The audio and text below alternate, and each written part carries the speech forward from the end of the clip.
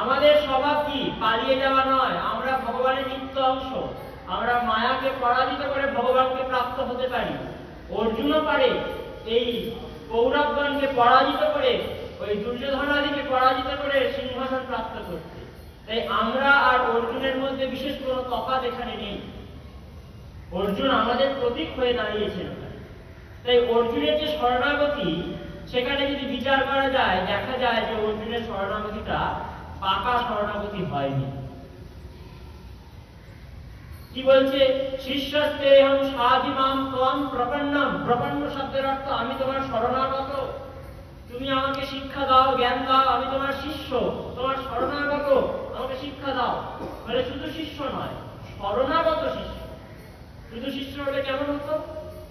গুরুদেবের কাজ শিষ্যকে পথ বলে দেওয়া, নিয়ে যাওয়া নয়, পৌঁছে দেওয়া নয়।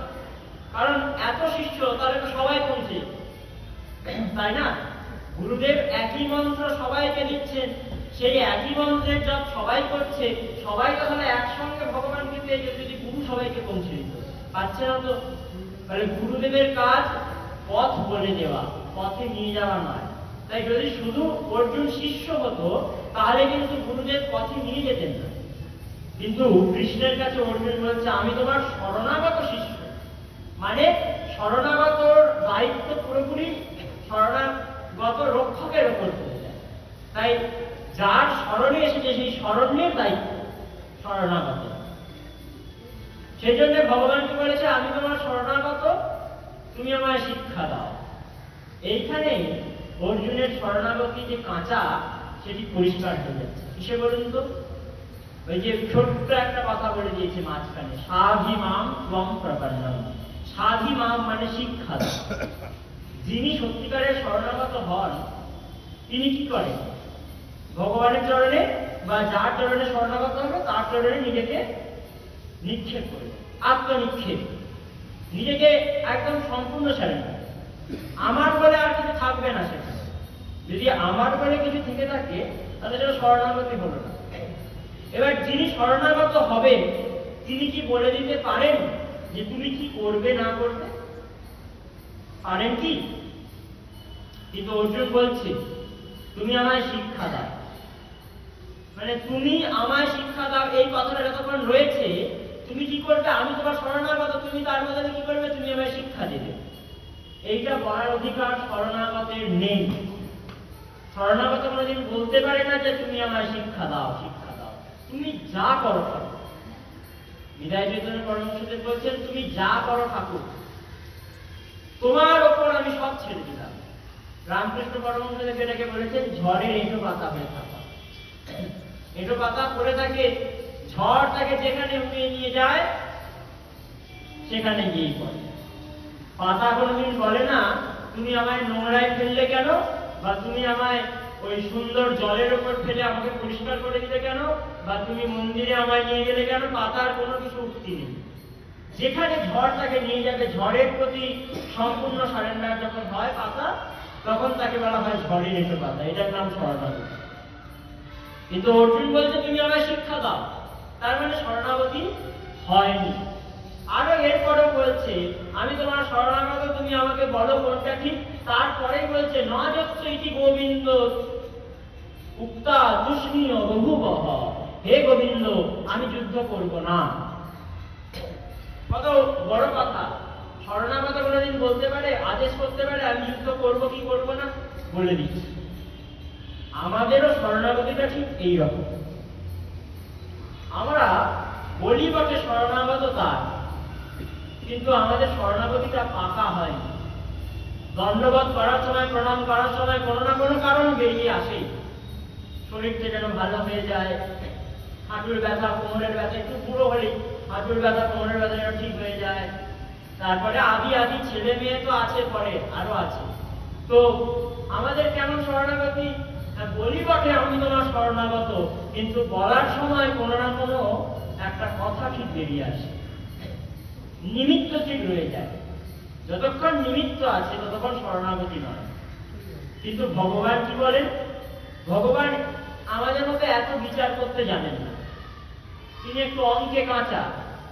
কৃষ্ণ অঙ্কে খুব কাঁচা, ছোটবেলা থেকে তো ওই গরু চড়িয়ে বেরিয়েছে, আর একটু বড় হয়ে যদিও শান্তিপুরী ঋষির কাছে গিয়েছিলেন, কিন্তু সেখানে গিয়ে কি হবে, 64 দিনে 64 বিদ্যা অর্জন করলেন, কিন্তু অঙ্কটা বোধহয় ভালো করে শেখেন নাই।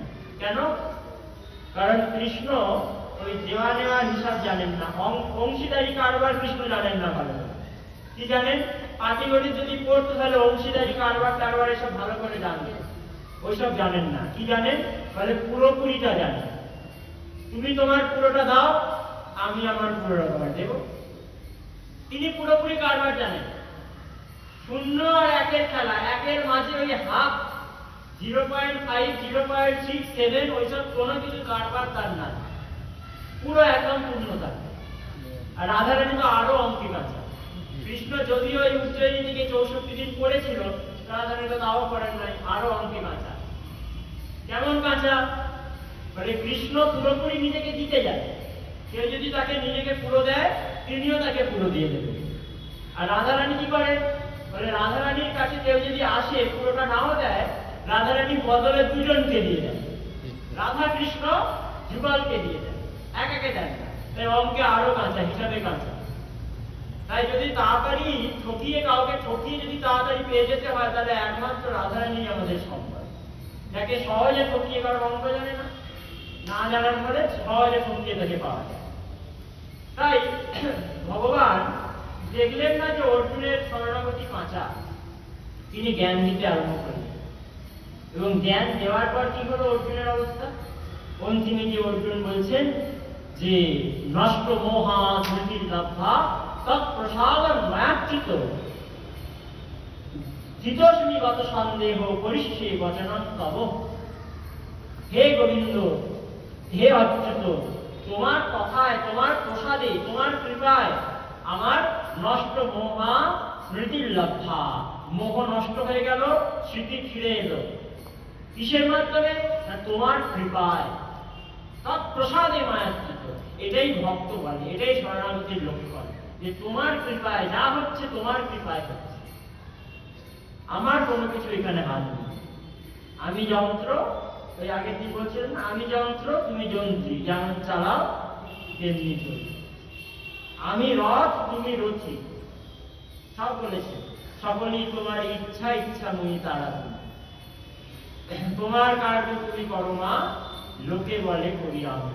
আমরা সবাই বলে আমি করি, কিন্তু তিনি যা করান তাই হয়। সেজন্য গীতায় অর্জুনকে বলেছে নিমিত্ত মাত্র ভব সব্যসাচী। অর্জুনের 10 নামের মধ্যে একটি নাম হচ্ছে সব্যসাচী। সব্যসাচী কাকে বলে? যিনি যার দুহাত একসঙ্গে ভালো করে চলে, সব্যসাচী।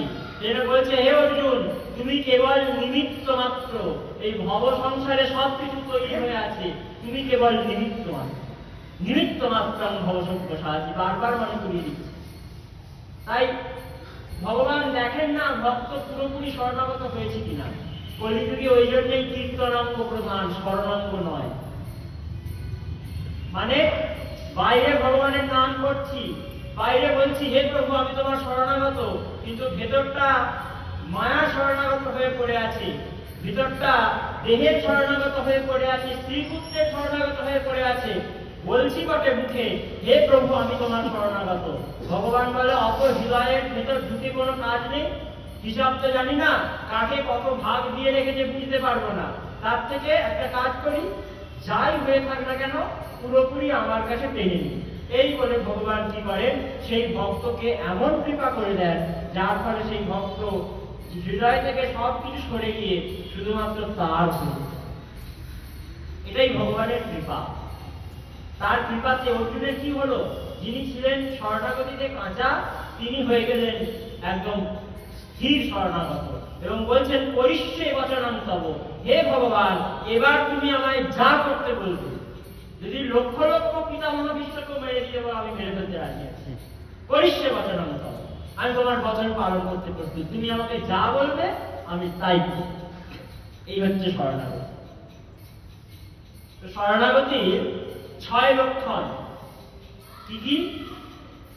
আনুকূল্যস্য সংকল্পং প্রাতিকূল্য বিবর্জয়ে রক্ষিষ্যতি ইতি বিশ্বাস। এই যে বিশ্বাসের উপর আমরা কথা বলছিলাম, তিনি আমায় রক্ষা করবেন, এতে দৃঢ় বিশ্বাস। আমার রক্ষাকর্তা আর অন্য কেউ নয়, তিনি রক্ষা করবেন। হাজার জন আমায় রক্ষা করবেন এমন নয়, যে অমুক গ্রহের দোষ হয়েছে তো একটা আংটি গলিয়ে নিলাম, তো শনি খারাপ আছে তো আর একটা আংটি গলিয়ে নিলাম, আচ্ছা এবার রাহু খারাপ, রাহুর জন্য আর একটা, এই করে করে 10 আঙুলে 40টা আংটি করে কেউ ঘুরছে। বলে এমনটা শরণাগতের লক্ষণ নয়। শরণাগত জানবেন যে আমার আছো তুমি, শুধু তুমি। বলছেন না, নদীর যেমন ঝর্ণা আছে, ঝর্ণারও নদী আছে, আমার আছো তুমি, শুধু তুমি। শুধু তুমি ছাড়া আর কেউ নেই ঠাকুর, তুমিই কেবল আমার আছো। তাই এই যখন সাধক বলতে পারে, সাধক যখন ভাবে যে আমার আর অন্য কেউ নেই, রক্ষা যদি করতে হয় তুমি করবে, কি গ্রহ কি নক্ষত্র কে আমায় বধ করবে, কে আমায় কষ্ট দেবে, সব গ্রহের উপর একটা গ্রহ আছে, তা হলো ভগবানের অনুগ্রহ।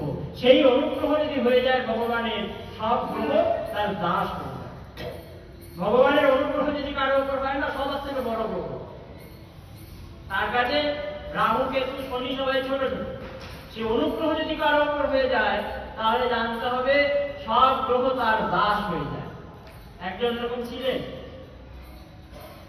জ্যোতিষ হাত দেখে বলেছে, পুষ্টি বিচার করে বলেছে, আপনার ছকে যতগুলি গ্রহ থাকে, কতগুলো থাকে আমার মনে নেই, 12টা বোধহয় থাকে নাকি, নবগ্রহ, 9টা গ্রহ। হ্যাঁ, তো ওই যে 9টা গ্রহ আপনার ছকে রয়েছে, সবই আপনার বিপরীত। তাই আপনার 25 বছর বয়সে মৃত্যু নিশ্চিত। এবার তিনি জানেন আমার মৃত্যু নিশ্চিত, কি করা যায়, কিছু তো করতে পারিব না। তাই একটা কাজ করি, ভগবানের নাম গান করি। ভগবানের নাম গান করেন, রোজ হাতে তালি দিয়ে দিয়ে ভগবানের নাম গান করেন। তো নাম করতে করতে কি হলো, 25 বছর পেরিয়ে গেছে, 45 বছর হয়ে গেছে, হঠাৎ একদিন রাস্তায় জ্যোতিষের সঙ্গে দেখা। বলে কি হলো, তুমি এখনো মরনি? বলে না, মরিনি, বেশ দিব্যি বেঁচে আছি। 25 থেকে 45 হয়ে গেল, 20 বছর পেরিয়ে গেছে। বলে এখনো মরলে না? বলে না। দেখি তোমার পুষ্টিটা, খুলে দেখছেন সব পাল্টে গেছে। ভগবান নামে কি নাম করতে পারে? ভগবানের চরণে যদি বিশ্বাস চলে আসে, যা না হওয়ার তাও হয়ে যায়। যেটা ঘটানো নয়, ভগবান সেটাও ঘটিয়ে দেন। তার সৃষ্টি, তিনি কিছু করবেন এমন তাতে কোনো কেউ বাধা দিতে পারে না, তাই না? তাই আনুকূল রস সংকল্প, যা কিছু তার পথে অনুকূল সেটা গ্রহণ। গুরুদেব যা কিছু বলে দেবেন সেই বস্তুকে গ্রহণ। প্রাতিকূল্য বিপর্যয়ে, তার পথের জন্য যা যা কিছু প্রতিকূল তার বর্জন। যেমন ভরতের মা প্রতিকূল হয়েছিলেন, রাম লক্ষ্মণ ভরত, সেই ভরতের মা কইকেয়ী প্রতিকূল হয়েছিলেন। রামকে বনবাসে পাঠিয়েছেন ভরতের রাজ্যের লাভের জন্য। ভরত নিজের মাকে মা বলে টাকাটাই ছেড়ে দিলেন, মা বলে টাকা ছেড়ে দিলেন, মাকে ত্যাগ করলেন জন্মের মতো, পাপিনী বলে ডাকলেন। এরপর প্রহ্লাদ মহারাজ, তার বাবা প্রতিকূল ছিলেন কৃষ্ণ প্রাপ্তিতে, পিতাকে ত্যাগ করে দিলেন। বাবা বলে কোনোদিন ডাকে নাই, মহারাজ বলে ডেকেছে। বলি মহারাজ গুরু প্রতিকূল ছিলেন কৃষ্ণ প্রাপ্তির পথে, গুরুকে ত্যাগ করে দিলেন, তাই না? তো এই জন্য ভাগবতে বলা আছে, গুরু না সস্যাৎ, স্বজন না সস্যাৎ, দৈবং না তস্যাৎ, না প্রতিষ্ঠ সস্যাৎ, পিতা না সস্যাৎ, মাতা না সস্যাৎ। বলছেন সে পিতা পিতা নয়, সে মাতা মাতা নয়, সেই গুরু গুরু নয়, সেই দেবতা দেবতা নয়। কে দেবতা ত্যাগ করেছিলেন? ভৃগু আদি মুনিরা। যখন দেখলেন পরীক্ষা করে যে কলিযুগে শান্ত দেবতাকে, যার উপাসনা সবাই করতে পারে, কারণ কলিযুগের মানুষ তারা তো গাল দিয়ে ভূত ভাগিয়ে দেয়, ভগবানকে পছন্দ করে না। তাই কে তাকে ভালোভাবে রাখতে পারে, এই পরীক্ষা করার জন্য ওই ভৃগু মুনি গেছেন। তো পরীক্ষা করে করে পেলেন যে ভগবান নারায়ণ, তিনি হচ্ছেন এই কলিযুগের উপাস্য দত্ত। আমরা জানি যে বুকে লাথি মেরেছিলেন, এবং তখন চরণ চিহ্ন বসে গিয়েছিল। ভগবান বললেন যে এই যে চরণ তুমি মারলে, তোমার চরণে আঘাত লাগেনি তো, এত কঠোর পক্ষী মারলে? তখন বুঝলেন যে হ্যাঁ, সত্যিকারের কৃপালু দেবতা থাকতে হলে কলিযুগের মানুষের জন্য উপাস্য তত্ত্ব ভগবান শ্রী নারায়ণ। তাই তখন বাকি সব দেবতাকে তারা ত্যাগ করেছিলেন। তাই সে দেবতা দেবতা নয়, সেই পিতা পিতা নয়, সেই মাতা মাতা নয়, সেই গুরু গুরু নয়, যে আমাদেরকে ভগবত প্রাপ্তির পথে বাধা দেয়। ভগবত প্রাপ্তির পথে যে বাধা দেবে সেখানেই সেটিকে পরিত্যাগ করতে হয়। যেমন ক্যান্সার হলে হাতটা কেটে বাদ দিতে হয়। হাতটা তো আমারই অঙ্গ, আমারই বস্তু, তা আমার হাত আমি কাটছি কেন? মানে বাকিটাকে সুরক্ষিত রাখার জন্য। যেমন বলা হয় ত্যাগেই একম পুরস্বার্থে, গ্রাম স্বার্থে কুলম ত্যাগে, গ্রাম জনপদম স্বার্থে আত্মস্বার্থে পৃথিবী ত্যাগে। ন্যায়শাস্ত্রে বলছেন যে ত্যাগেই একম পুরস্বার্থে, একজনকে ত্যাগ করা যায় নিজের কুলের জন্য। ধরুন আপনারই কোনো পরিবারের কেউ একজন যে সবার ক্ষতি করতে পারে, তাহলে কি করা উচিত? তাকে ত্যাগ করে দেওয়া উচিত। কুল বাঁচবে, পরিবার বাঁচবে। আবার নিজের গ্রাম, সেই গ্রামকে বাঁচাবার জন্য নিজের কুলকে ত্যাগ করতে হতে পারে। নিজের গ্রামকে, ধরুন কুলে ঘরে আপনার রোগ হয়ে গেছে, বড় একটা মহামারী যা ছোঁয়াচে, তো তার জন্য গ্রামকে বাঁচাবার জন্য আপনাকে কুল ত্যাগ করতে হতে পারে। আর গ্রামম জনপদ স্বার্থে, জনপদ মানে রাজ্যকে বাঁচাতে গেলে কখনো কখনো গ্রামকেও ত্যাগ করতে হয়। আর আত্মার স্বার্থে পৃথিবী ত্যাগে, নিজের স্বার্থে মানে এই আত্মাকে ভগবত চরণোক্তি পরমাত্মায় নিয়ে যাওয়া পর্যন্ত, আত্মা পরমাত্মার মিলন যতক্ষণ না হয়, তার জন্য যদি চাইতে হয় তাহলে পৃথিবীকে পর্যন্ত ত্যাগ করলে কোনো ক্ষতি নেই, সবাইকে ত্যাগ করে। তাই প্রাতিকূল বিপর্যয়, প্রতিকূল যা কিছু তাকে বর্জন। আর কি? রক্ষিষ্যতি ইতি বিশ্বাস, তিনি আমায় রক্ষা করবেন যে দৃঢ় বিশ্বাস। আমি আর কারে বা ডরি, আমার প্রভু মদন মোহন, মোহন বংশীধারী, আমি আর কারে বা ডরি, তিনি ছাড়া আমায় কেউ রক্ষা করবেন, দৃঢ় বিশ্বাস। গুরুচরণে, ভগবত চরণে। ভগবানের চরণে বিশ্বাস তো অনেকের হয়, কিন্তু গুরুচরণে বিশ্বাস সচরাচর দেখা যায়। গুরুনিষ্ঠা সচরাচর দেখা যায় না, গুরুচরণে বিশ্বাস। একজন গুরু ছিলেন। গুরু যদি দেখুন, গুরু যদি সঠিক নাও হয়, শিষ্যের যদি শ্রদ্ধা থাকে তাতেও কিন্তু কাজ হয়ে যায়। একজন গুরু ছিলেন, প্রাকৃত গুরু। গুরু মানে ওই আর কি, ওই রকম সাধারণ একজন লোভী গুরু তাকে বলা যায়। তো সেই গুরু তিনি প্রত্যেক বছর শিষ্যের বাড়িতে আসেন। এবার একটা নব দম্পতি তার কাছে দীক্ষা নিয়েছে। বেশ কিছু বছর গেছে, গুরুদেবের কাছে, গুরুদেব যান শিষ্যের বাড়িতে। এবার সেই শিষ্য বাইরে কাজ করতে, আর যিনি শিষ্যা মানে শিষ্যের স্ত্রী, তিনিও তো দীক্ষা নিয়েছেন, চেলি, চালার বউ চেলি। তো সেই চেলি, গুরুদেব যেমন মানে খারাপ গুরু ছিলেন, তাই তাদের মধ্যে একটা বিবাহ বহির্ভূত সম্পর্ক তৈরি হয়ে গেছে গুরু আর শিষ্যার মধ্যে। কতটা খারাপ জিনিস একবার ভেবে দেখছি, ওটা থেকে এমন গুরু একবার বুঝতে পারছেন। তো এইরকম সম্পর্ক তৈরি হয়েছে। এবার সত্য ঘটনা বলছি, তার বাড়ি একটা বাচ্চা ছেলে ছিল তাদের বিয়েতে। একবার মাকে আর গুরুকে কুকর্ম করতে দেখে নিয়েছে বাচ্চা ছেলেটা। এমন সময় মা ভাবছে ছেলেটা তো বলে দেবে বাবাকে, মানে স্বামীকে, কি হবে? গুরু আর গুরুর ওই শিষ্যা দুজনে মিলে ছেলেটাকে মেরে ফেলেছে, মেরে ফেলে বসে বসে কাঁদছে।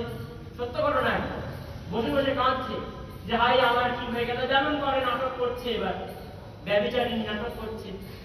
সেই নাটক দেখে গ্রামের সব লোক জড়ো হয়েছে, দেখো দেখো ছেলেটার মাটার কোল খালি হয়ে গেল, ছেলেটা চলে গেল। এই করে স্বামী এতক্ষণ পরে কাজ বাজ করে ফিরে এসেছে। এসে বলে বাড়িতে এত লোকজন কেন, কান্নাকাটি কেন? বলে এই দেখো না স্বামী, আমার ছেলেটা যে কি হয়ে গেল, মারা গেছে। বলে আরে পাগলি, আমার গুরুদেব ঘরে এসেছে, গুরুদেব ঘরে এলে কোনোদিন অমঙ্গল হতে পারে? কে বললো ছেলে মারা গেছে? ছেলে মারা যায়নি।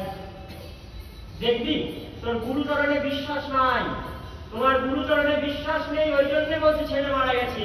যে গৃহে গুরুদেব আসে সেই গৃহের কোনোদিন অমঙ্গল হতে পারে না, পারে না, পারে না। সবাই বলছে না না আপনি নিজেকে শান্ত করুন, মারা গেছে। গুরুদেব বলছে, গুরুদেব তো জানে আমি মেরেছি। গুরুদেব বলছে না না আপনি শান্ত হন, ও মারা গেছে, আর কি করবেন, সবই মায়ামোহ। মানে এবার বড় বড় জ্ঞান মুখে দিতে আরম্ভ করে, সবই মায়ামোহ, এই একদিন তো সংসার ছেড়ে যেতেই হবে, ছেলে যতদিন কর্ম ছিল ভোগ করে গেছে। আরে গুরুদেব আপনি কি বলছেন? আপনি আমার গৃহে এসেছেন, অমঙ্গল হতে পারে না, দেখবেন দিন আপনার চরণ ধুলি দিন। এই বলে একটি পাত্রে চরণ ধুলি নিয়েছে। ওই ছেলে মৃত সন্তানের মুখে জয় গুরুদেব, জয় গুরুদেব, জয় গুরুদেব বলে খাইয়ে দিয়েছে। বল এই জগতে গুরু ভগবান কি জয় গুরুদেব তিনবার বলে খাইয়ে দিয়েছে, আর ছেলে বেঁচে উঠে পড়েছে। বানিয়ে বলছে না, সত্য কথা ঘটনা। দেখুন গুরুর কোনো ক্ষমতা ছিল না, গুরু ব্যভিচারী, কিন্তু শিষ্যের এমন বিশ্বাস, সেই বিশ্বাস কি করলো? মৃত মানুষকে বাঁচিয়ে তুলে দিল। গুরুর চরণের ধুলোতে কিছু কাজ হলো ওই গুরু। আসলে গুরু কোনো দেহ নয়, গুরু হচ্ছেন তত্ত্ব। গুরু অখণ্ড মণ্ডলাকারং ব্যাপ্তম येन চরাচরম। অখণ্ড মণ্ডলাকার, সবার মধ্যে সেই গুরু তত্ত্ব বসে আছেন। তিনি রূপ ধারণ করে আমার কাছে এসেছেন। যেমন করে চাঁদের আলো, চাঁদের কি কোনো নিজের আলো আছে? চাঁদের কিন্তু নিজের কোনো আলো নেই। কোন আলোতে আলোকিত? সূর্যের আলোতে। কিন্তু রাত্রেবেলা জ্যোৎস্না উঠেছে, আপনি কি বলবেন? সূর্যের আলো উঠেছে? চাঁদের আলো, তাই না? সূর্যের আলো কিন্তু কেউ বলবে না, কিন্তু বলতে গেলে দেখতে গেলে কি চাঁদের কিন্তু আলো নেই। সেই রকম আলাদা কারো কোনো শক্তি নেই, কোন মনুষ্য দেহে কোনো শক্তি নেই, কিন্তু ওই সূর্য কিরণ ভগবত কৃপা গুরুর মধ্যে দিয়ে ভক্তের কাছে যায়।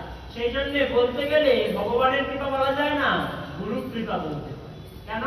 আলোটা চাঁদের সূর্যের হলেও এখন জ্যোৎস্না, এটি চাঁদের স্নিগ্ধতা, চাঁদে, তাই এটি চাঁদের আলো।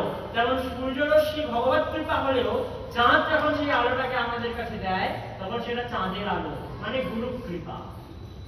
সেই কৃপাটা গুরুদেব। এই গুরুদেবকে, যিনি জগৎব্যাপী ব্যক্ত, সেই পরম দয়াল ভগবান পরাৎপর, তিনি গুরু। যদি বিশ্বাস হয়ে যায় তাহলে অতি সহজে তাকে পায়। যদি একবার সেই গুরু চরণারবিন্দে বিশ্বাসটা দৃঢ় হয়ে যায়, তাই রক্ষিষ্যতি ইতি বিশ্বাস, তিনি আমায় রক্ষা করবেন, এতে দৃঢ় বিশ্বাস। তিনি আমায় রক্ষা করবেন, আমার রক্ষাকর্তা আর অন্য কেউ নেই। রক্ষা যদি করতে হয় তিনি করবেন। ওই জন্য রামকৃষ্ণ পরমহংসদেব বলেছেন না যে 1000 জায়গায় কুয়ো খুললে জল পাবে না, কুয়ো খুলতে হলে এক জায়গায় খুলবে। এক্ষুনি ভাবছি কালী একবার বাঁচাবে, একবার শিব শিব করছি শিব বাঁচাবে, একবার মনসা মনসা করছি মনসা বাঁচাবে, তখন গিয়ে গোলমাল পাকিয়ে যাবে ওনাদের মধ্যে, আর আমার মধ্যে গোলমালটার জন্য ওনাদের পাকাবে।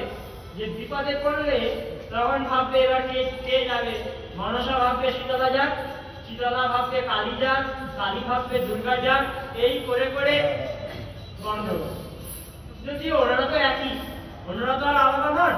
মানে এটা কথার কথা না, যে আসলে আমাদের নিষ্ঠাটা এক জায়গায় না হয়, সেই রকম ভাবে ভগবান আমাদের কৃপা করবেন।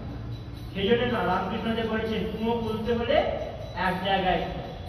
তাহলে কি বাকি কোনো দেব দেবতার পুজো করবো না? কেন করবে না? করবে।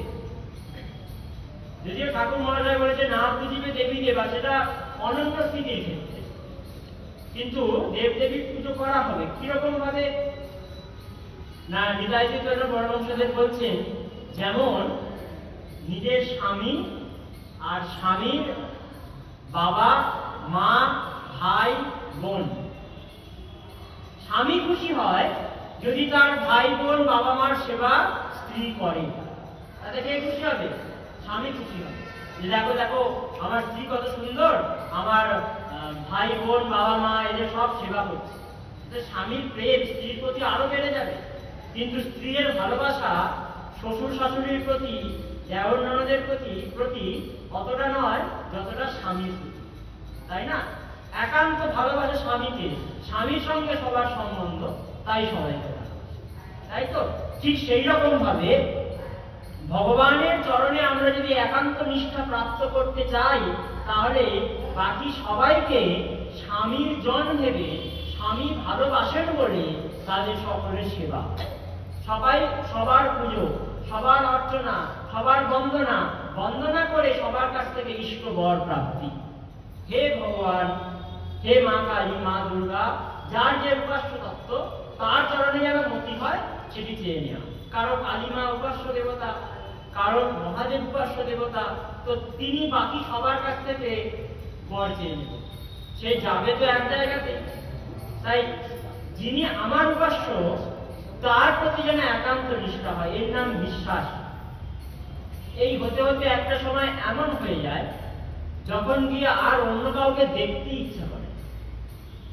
সতীর এক প্রতি, সেটা অনন্য স্থিতির কথা, সেটা একদম চরম স্থিতি, ভক্তের চরম স্থিতি হলেও তিনি কোনোদিন কোনো কারো কিছুর মধ্যে দেখতে, সবেতেই তার ইষ্ট দেন। যাই হোক, তো তিনি আমায় রক্ষা করবেন এতে দৃঢ় বিশ্বাস।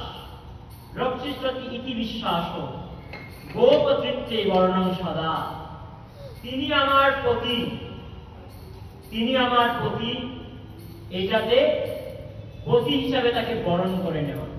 পতিকে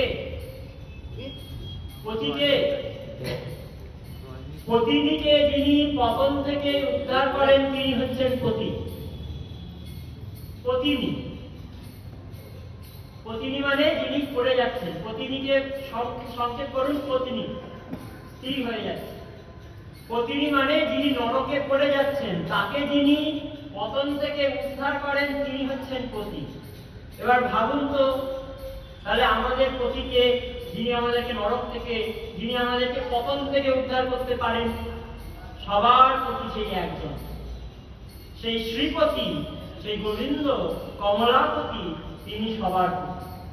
আর আমরা সবাই তার শ্রীমতী, তিনি আমাদের পতি। তাই একমাত্র পতন থেকে উদ্ধার করতে পারেন তিনি।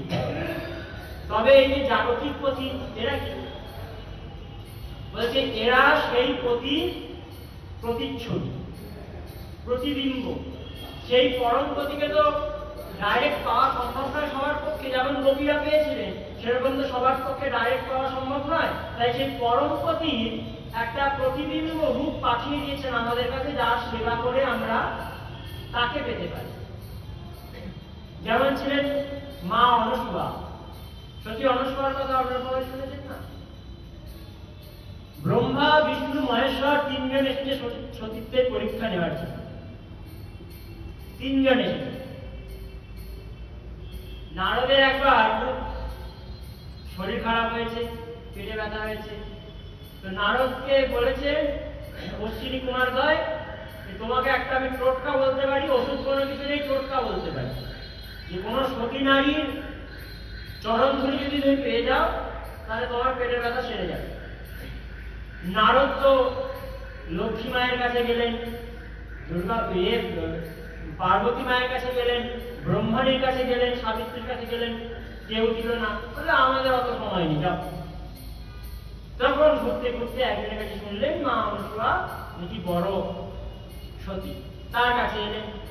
অনুসুয়া মা বলছেন যে বাবা দেখো, আমি তো জানি না আমি কে কি, ওই কখনো কখনো পতির নাম করি, তাতে যা হয়ে যায়, দেখো আমি তোমায় দিচ্ছি, এতে যদি তোমার হয় তো হবে, কারণ আমি তো পতিকে ভালো করে ভালোবাসতে পারি না এখনো। এই বলে জয় পতি জয় পতি জয় পতি করে চরণ ধরে দিয়েছেন, আর রোগ সেরে গেছে।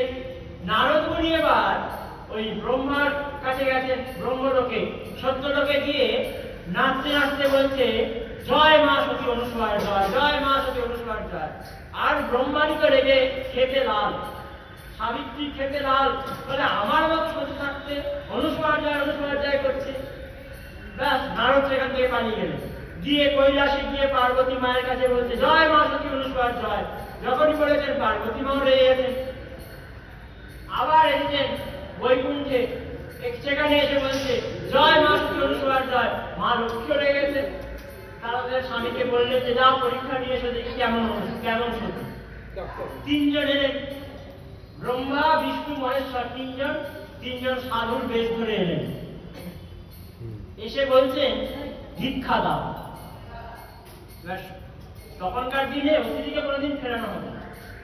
ভিক্ষা দাও। বলে কি ভিক্ষা চাই? বলে আমরা যা চাইবো তাই দিতে পারবে?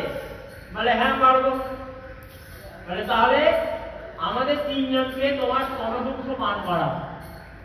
ভাবুন, একজন সতীকে ওই রকম বড় বড় সাধুরা বলছে তোমার স্তনদুগ্ধ পান করাও, তার মানে সতীত্ব নষ্ট হয়ে যাবে। এবার কি করবেন? বলে দিয়েছেন হ্যাঁ দেবো, যা চাইবে তাই দেবো। তখন তিনি মনে মনে পতির নাম জপ করতেন। অনুসূয়ার পতি অত্রি, অত্রিমুনির নাম জপ করছেন। তোমাদেরকে আমি স্তন্ত পান করাবো, কিন্তু এইভাবে না। ব্রহ্মা বিষ্ণু মহেশ্বর যারা ত্রিলোকের মালিক, তাদেরকে 6 মাসের বালক করে দোলনায় শুয়ে। এমন পতি নামের জোর ভেবে দেখুন একবার। স্বামীর নাম জপ করে এমন হলো যে ব্রহ্মা বিষ্ণু মহেশ্বর তারা ত্রিলোকের মালিক, তাদেরকে 6 মাসের সন্তান করে দোলনায় শুয়ে। দোল কাটছে, ওপর থেকে পার্বতী, লক্ষ্মী, সরস্বতী, সাবিত্রী তারা ভাবছেন যে বাবারে কি হলো, স্বামীরা পরীক্ষা নিতে গেল, তাড়াতাড়ি পরীক্ষা নিয়ে ফিরে আসে, সব জায়গা থেকে ফিরে আসছে না কেন, যাই দেখে আসি। এসে দেখে না 6 মাসের 3টে ছেলে ট্যাঁ করে কাঁদছে। কোনটাকে কিছু বোঝা যাচ্ছে না, কোনটা ব্রহ্মা, কোনটা বিষ্ণু, কোনটা মহেশ্বর বুঝে যাচ্ছে। তো তারা তিনজন এসে চরণে পড়ে বলছে আমাদের স্বামীদেরকে ফিরিয়ে দাও। তখন বলছে ফিরিয়ে দিচ্ছি, নিয়ে যাও এদেরকে।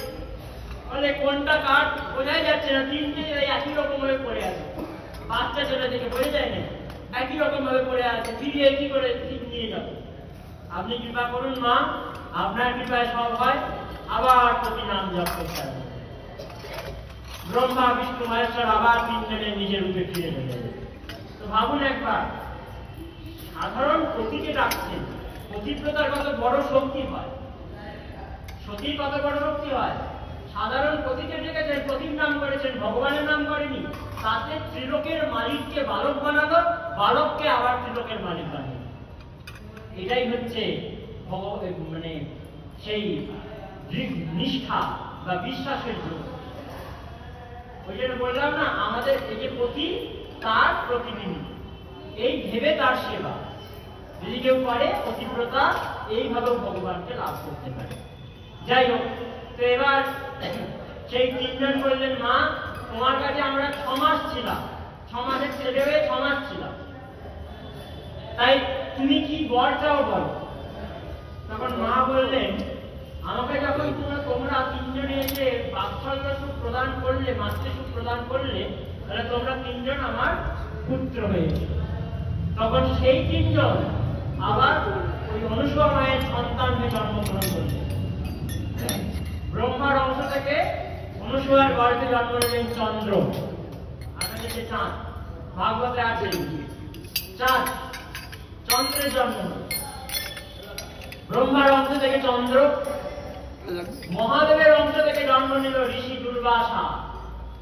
মহাদেবের যে গুণ, মহাদেবের যে রাগ, সেই ক্রোধের স্বভাব লাভ করে, মহাদেব তো রাগী নন, তিনি যখন সংহার করেন তখন তমগুণকে আশ্রয় করেন, সেই জন্য রেগে যান। তার মধ্যে রাগ নেই, ক্রোধ নেই, কিন্তু রাগকে স্বীকার করে তিনি সংহার করেন। কেউ তো আর হাসতে হাসতে কাউকে মারতে পারবে না, এটা কি সম্ভব? হাসতে হাসতে আমি আনন্দে আছি, কাউকে ধ্বংস করতে সবকিছু সম্ভব নয়। তাই ভগবান যখন সংহার করেন তখন ওই ক্রুদ্ধ হওয়ার জন্য, না রাগলে তো কিছু নষ্ট করা যায় না, রাগই সব কিছু নষ্ট করতে, তাই না? তাই ক্রুদ্ধ হওয়ার জন্য তমগুণকে আশ্রয় করে হন মহাদেব। মহাদেবের অংশ থেকে জন্ম নিল দুর্বাসা মুনি, আর ভগবান বিষ্ণুর অংশ থেকে জন্ম নিলেন দত্তাত্রেয় ভগবান। এইভাবে মা সতী অনুসূয়ার গর্ভের সেই তিনজন ভগবান জন্ম নিয়েছিলেন। কিসের ফলে? শুধুমাত্র প্রতি নাম জপের ফলে, শুধুমাত্র প্রতি নাম জপের ফলে। তাই সেই জন্য বলা হয় যে যে কোনো ভাবে যদি দৃঢ়ভাবে ধরতে পারা যায়, যেমন রামকৃষ্ণদেবের বড় একটা গল্প আছে যে যদি একটি গাধাকেও ভালো করে ভজনা করা যায়, গাধাকেও যদি গুরু মেনে ভজনা করা যায়, সেখানেই ভগবান পাওয়া যায়। তাহলে ভাবুন, গাধা থেকেও ভগবান পাওয়া যায়, গরু থেকেও ভগবান পাওয়া যায়। যে কোনো জায়গায় যদি আমরা ভগবত বুদ্ধি রাখি, বিশ্বাস রাখি, তাহলে সে বিশ্বাস আমাদেরকে ভগবানকে সহজেই পাইয়ে দিতে পারে। তাই গোপতিত্বে বরণম সদা, তিনি আমাদের প্রতি এটাই রূপে তাকে বরণ করে নেওয়া। শরণাগতির 4টি লক্ষণ হলো। আবার পরের দিন আমরা বাকি 2টি লক্ষণ নিয়ে অগ্রসর হব। আজকে এখানে বিশ্রাম। बोलिए भक्तवत्सल भगवान की, कृष्णचंद्र भगवान की, राधा रानी की, निताई चैतन्य महाप्रभु की, सीताराम जगन्नाथ ठाकुर की, आपन आपन गुरुदेव भगवान की, निताई चैतन्य प्रेमानंदे हरि हरि।